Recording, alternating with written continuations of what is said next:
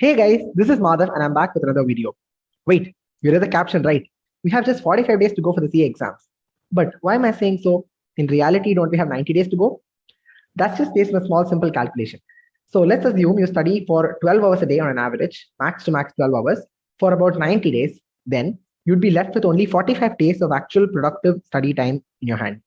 So just be mindful of that, have that in mind. And on that note, let's get started with this video. And in this video, I'll be talking to you about a few points or things that you need to have in mind as and when you prepare for your exams. And this will definitely help you enhance your preparation and stay more confident as you attempt your exam. And some of the points might seem like a repetition if you've seen a lot of my other previous videos, but then I'm reiterating them time and again because they are that much essential towards your preparation going good for the CA exams. Let's get started. So first point is to be mindful about the actual time that's in hand and act accordingly. So you need to know, like I mentioned, that we don't have 90 days, but just 45 days of effective, productive time to study. So you can't feel very lethargic or lazy, and you cannot procrastinate on your plans. So you cannot say, okay, I don't want to read this chapter today. I will read this tomorrow or day after. So the more you're going to do that, the more you need to realize that you're losing out on the valuable time that you have in hand. Second point is very important. You need to have a clarity on the groups that you want to attempt. So it's high time you realize and decide on what you want to do. You cannot keep wavering between writing both groups or just a single group or which group in which case. You need to have a very clear mindset on what you want to do. If you're planning to write both groups, please go ahead with that. If not just one group, then decide on which of the groups you want to write and just stick to it. Do not change your mindset just because your parents have asked you to write both groups or your friend is going to write both groups or that someone else insisted that it's better to write just one group, this or that. The third point is to make a plan and make it work. So these are two different things. You have to mandatorily make a plan and all the more importantly, try your best to make it work. I do understand that 100% plans don't always succeed all times. However, it's always in your hand to try your best to make your plans work. So your plans have to be there in place. So without a plan, you're going to be going very directionless. You'll be clueless on what to do. You'll be all over the place and won't be able to focus on the subjects properly. So make a plan, subject-wise, day-wise, weekly plans, monthly plans, and an overall plan. And that will definitely help you in getting your work done better and you can stay more focused in terms of your preparation. I'll be coming up with more videos in the future on how you can plan your day or how you can schedule the things as and when you go forward towards your exams. Then next is to stay away from the mob mentality and thereby staying ahead of the crowd.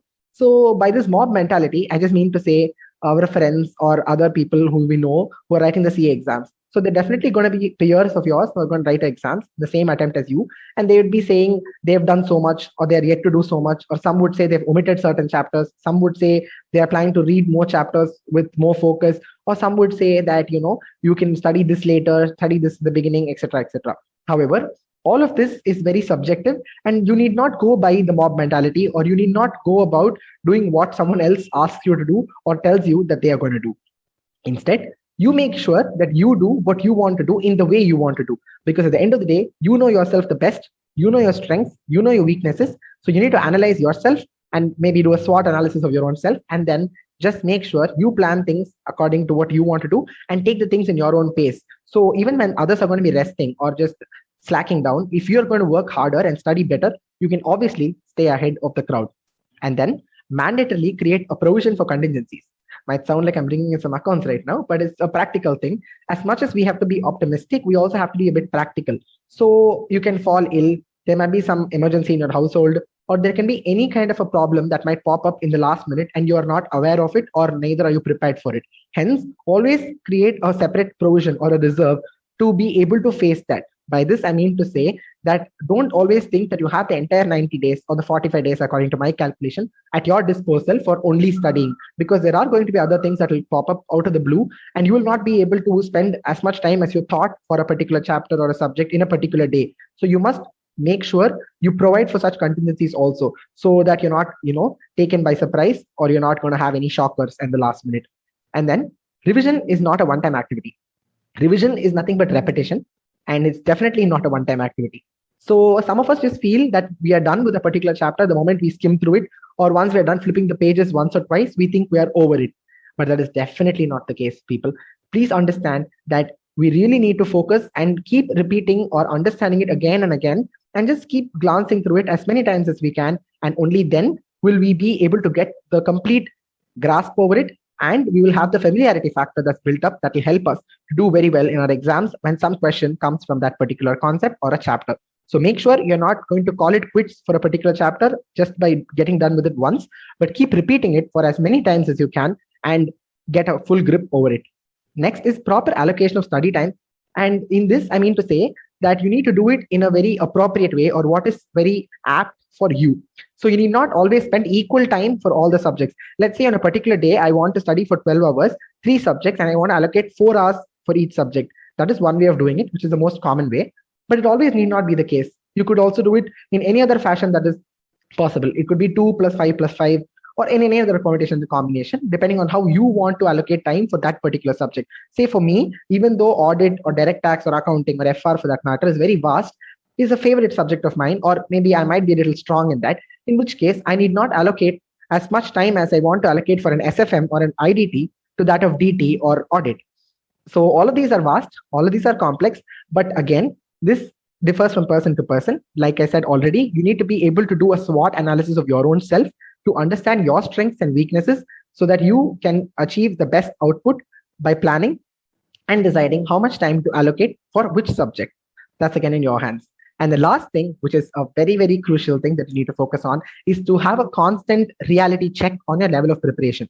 So how do we know that? How can we assess where we are? How can we gauge our level of preparation? The best way is to take up mock tests, guys.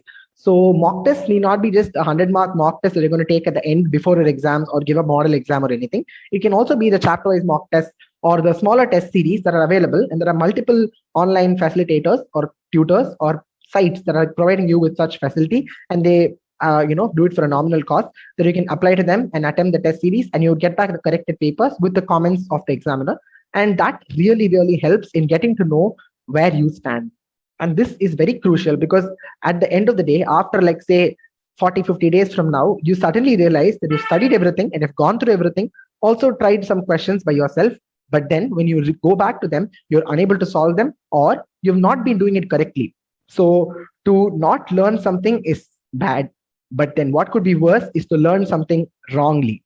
So if you've learned it the wrong way or if you've understood it incorrectly, then the whole thing goes for a toss.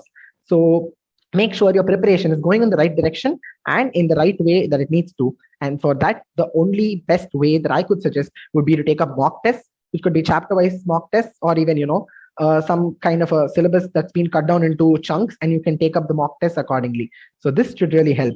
So I really hope this video was of some help to you. Please do mention in the comment section below on any other topics that you want me to make videos on. And there is also this new series called as Academic Hotspots that I've curated, and I've been putting up videos. I'll be doing more of those, wherein I'll be discussing certain concepts from the CA syllabus, which are examined quite frequently and are important. So do drop in your thoughts in the comment section below on any of the topics that you want me to do videos on in the future. And I will be giving more planning videos and other time-saving videos or things that you could use to act better with your preparation in the days to come near your exams. So all the very best. Keep preparing, keep focusing yourself with your studies, and just stay ahead of everybody and then do your best. Good luck, guys.